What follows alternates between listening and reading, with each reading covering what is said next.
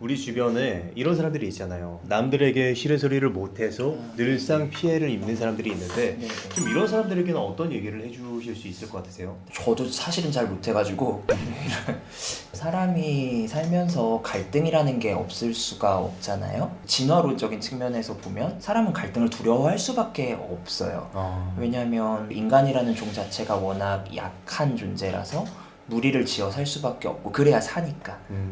그래서 오히려 이 무리에서 뭔가 떨어져 나가고 혼자 된다라는 것은 마치 죽음의 위협처럼 느껴지기 때문에 예. 그런 갈등을 사실 두려워하는 건 어느 정도는 어쩔 수 없는 부분인 것 같아요. 그런 분들이 당연히 싫은 소리 잘 못하겠죠. 근데 이제 그냥 갈등을 두려워하는 정도가 아니라 이걸 마치 거의 재앙급으로 생각하시는 분들, 사실은 지금은 좀 갈등이 생겨도 예. 내가 죽진 않잖아요. 그렇죠. 죽진 않는데 갈등이 정말 너무나도 큰 위협으로 지각이 될 때 그렇게 생각하시는 분들이 더 싫은 소리를 못하게 되는 것 같아요. 어느 정도는 기질적인 측면도 있고요. 예. 워낙 좀 위험성을 크게 느끼는 기질일 수도 있고, 네. 좀 후천적인 걸로 보면 뭐 크게 두 가지인데, 네. 한 가지는 관계에서 실제로 네. 갈등을 겪고 그것 때문에 굉장히 힘들었던 경험이 있는 분들. 네. 안 좋은 경험이 있었던 사람들. 네, 갈등이 정말 되게 크게 위협이 됐었다. 예컨대 뭐 정말 안타깝지만 뭐 왕따라든지 예, 이런 거의 트라우마틱한 경험들이 있는 분들이 예. 당연히 싫은 소리도 못하겠죠. 갈등이 위협으로 되니까. 근데 또 되게 아이러니하게는 반대로 관계에서 갈등 자체가 워낙 없었던 분들, 이런 분들도 되게 못하세요, 싫은 소리를. 왜냐면 해본 적이 없으니까. 경험이 없으니까. 네, 해본 적이 없으니까 이거 한 번 하면 큰일 날 것 같은 거예요. 유기농 제품만 먹다가 예. 인스턴트 한 번 먹으면 큰일 날 거라고 생각하는, 네, 네. 그럴 때 이제 더 못하시기도 하는 것 같아요. 그러면 싫은 소리를 못하는 사람의 특성 그런 게 있을까요? 특성이 뭐 이렇게 어디 연구가 된 건 아니지만 예. 제가 나름 상담 현장에서 좀 이렇게 보면서 제 나름 분류를 해본 것들이 있는데, 예. 첫 번째는 제가 이걸 굳이 이름을 벌꿀 오소리형이라고 벌꿀 오소리형이라고 무슨 의미예요? 제가 벌꿀 벌꿀 오소리 영상을 보고 너무 감명받아가지고 예. 만든 거긴 한데, 정확히는 벌꿀 오소리라고 착각하는 유형인데, 이게 뭐냐면 사실 싫은 소리를 한다라는 것 자체를 상대방을 향한 공격이라고 생각하는 유형을 얘기해요. 벌꿀 오소리가 다 그냥 때려잡잖아요. 예. 그냥 공격하잖아요. 사자한테도 막 공격하고. 그러니까요. 네. 그러니까 마치 내가 싫은 소리를 하는 게 타인을 향한 공격이라고 해석을 하는 경우, 이럴 때 이제 더 싫은 소리를 못하게 되는 거죠. 그래서 이런 분들은 막 이런 얘기하죠. 어떻게 그런 말을 해요? 그런 말 하면 싸우자는 거죠. 뭐 이런 얘기들을 하게 된다는 거죠. 좀 이분들한테 제가 드리고 싶은 얘기는, 예. 사실 싫은 소리를 한다라는 건 공격이라기보다는 방어에 더 가까운 거죠.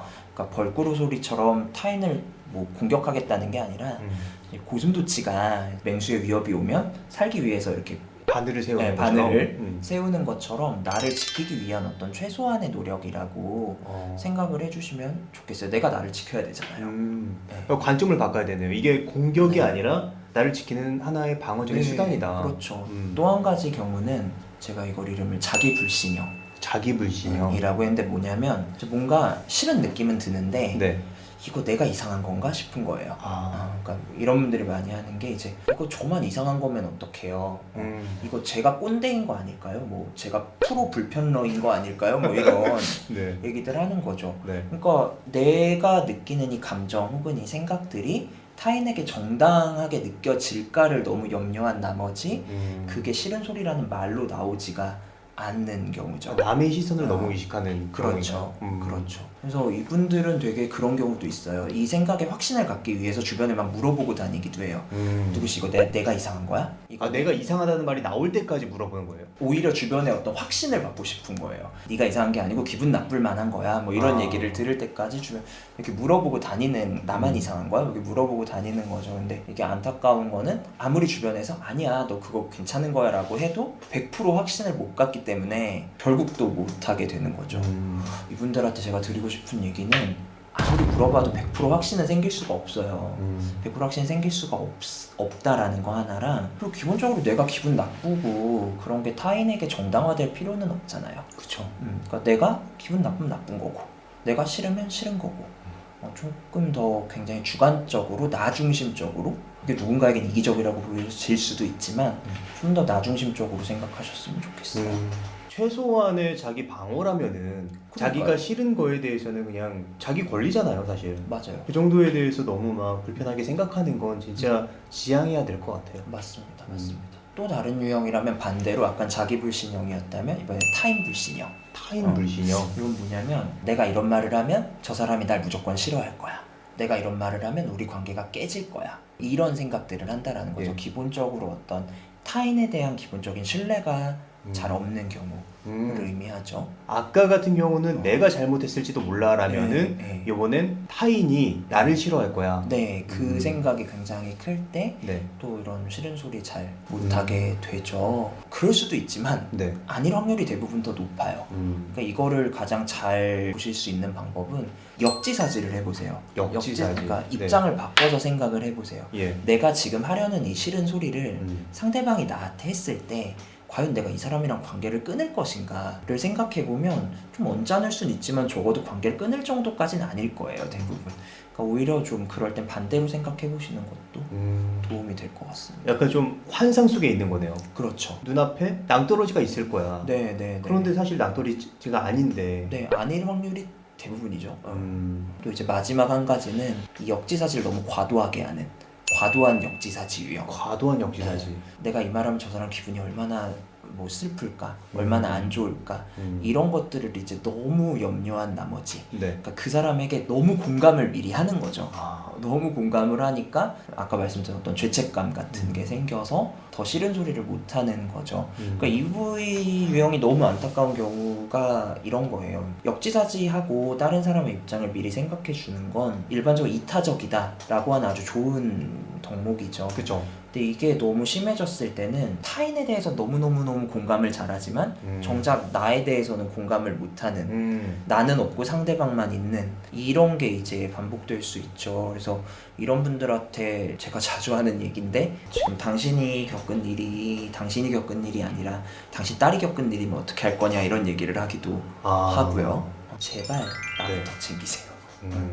사실 그렇게 남들을 계속 챙기게 되는 이유가 있나요? 약간 좀 착한 사람 증후군 같은 느낌이지 않을까? 네, 그럴 수도 있죠. 사실 원인을 우리가 똑부러지게 얘기할 수는 없지만 대부분은 그런 관계 경험을 많이 했겠죠. 타인을 챙겨줘야만 하는, 공감을 해야만 하는 그런 분들한테 제가 또 드린 얘기 하나는 네.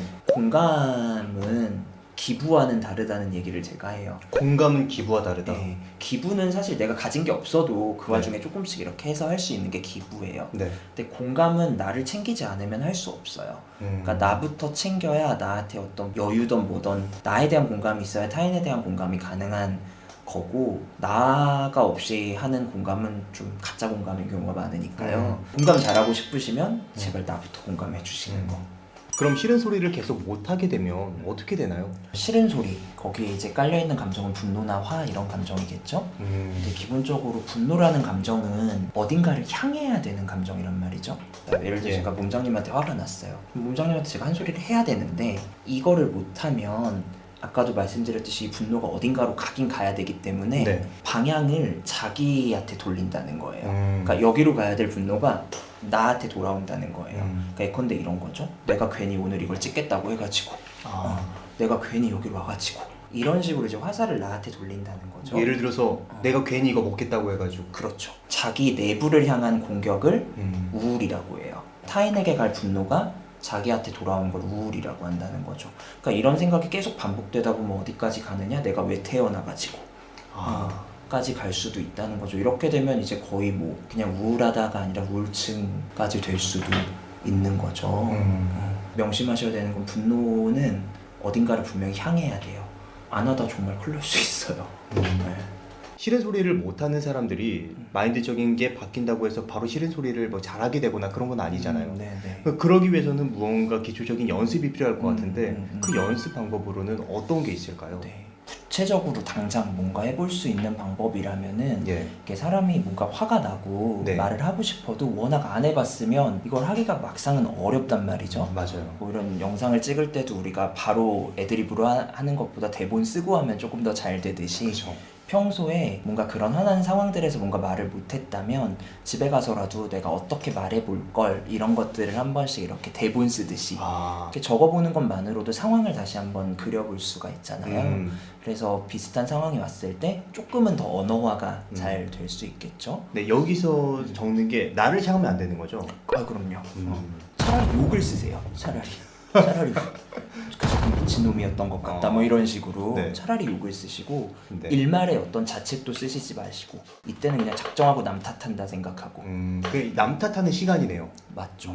그리고 사실 뭐 이런 방법적인 것보다 좀 중요한 거는 네. 이거 말해야겠다 싶을 때 네. 조금 더 이게 워낙 안 해버릇하면 그냥 자연스럽게 또 안 하고 넘어가고 이런 사실 타이밍 넘어가면 이상하잖아요. 나중에 또 이상하죠. 얘기하기도. 네. 뭔가 이거 한마디 해야겠다 싶을 때 그 순간에 조금 더 민감해지셨으면 좋겠어요. 이건 진짜 해야 돼. 이건 날 위한 거야. 날 위한 최소한의 것이야. 내가 배고플 때 밥 먹는 거랑 똑같은 거야. 이런 좀 약간 억지스럽게라도 조금 그 상황에 민감해지는 거가 제일 중요한 것 같아요, 실은. 네. 그럼 오늘은 여기까지. 네. 또 하시오. 아유 무슨. 여기까지 하도록 하겠습니다. 감사합니다. 감사합니다.